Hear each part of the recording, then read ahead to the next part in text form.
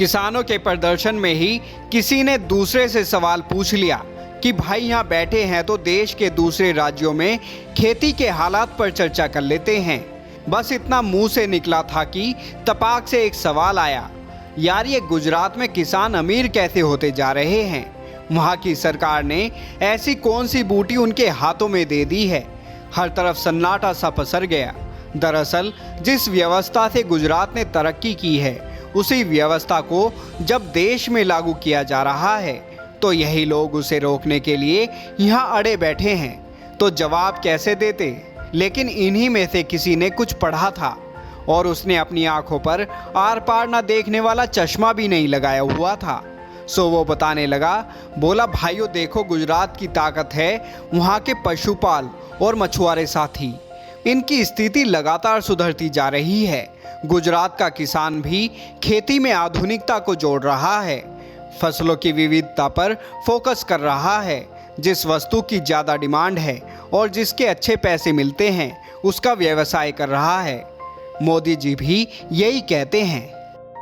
अब यही हमारे कच्छ में से देखिए, यहाँ के खेत उत्पादन विदेशों में एक्सपोर्ट हो, क्या किसी ने कभी सोचा था?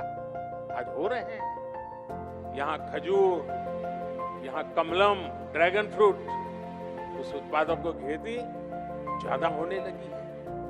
सिर्फ 1.5 दशक में गुजरात में कृषि उत्पादन में 1.5 गुना से ज्यादा बढ़ोतरी दर्ज की गई है।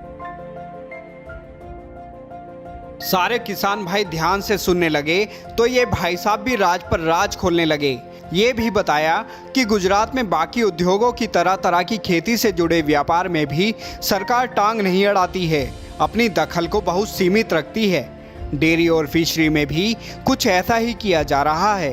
अब गुजरात में दूध से जुड़े उद्योगों को ही ले लीजिए, खूब फल फूल रहे हैं क्योंकि इसमें सरकार की पाबंदियां कम से कम हैं। सरकार सिर्फ जरूरी सहूलियत देती है, बाकी का काम या तो कोऑपरेटिव सेक्टर वाले करते हैं या किसान भी कौन से?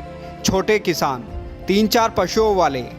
गुजरात की बन्नी भैंस का नाम तो आप लोगों ने भी सुना होगा। क्या इंतजाम किए हैं सरकार ने उसके लिए? गुजरात में दूध उत्पादक और दूध का व्यवसाय करने वाले प्राइवेट और कोऑपरेटिव सेक्टर दोनों में गजब का तालमेल है भैया। और ऐसा ही कुछ है वहाँ के फल और सब्जी बेचने वालों के बीच। उत्पादन को कहीं भी बेचने की पूरी आज़ादी, सरकार का सीधा कोई दखल नहीं। अब इस पर मोदी जी क्या कहते हैं वो भी सुनो भाइयों। मैं आपसे जानता हूं, क्या कोई डेयरी वाला आपसे दूध लेने का कॉन्ट्रैक्ट करता है तो आपकी गाय भैंस ले जाता है क्या?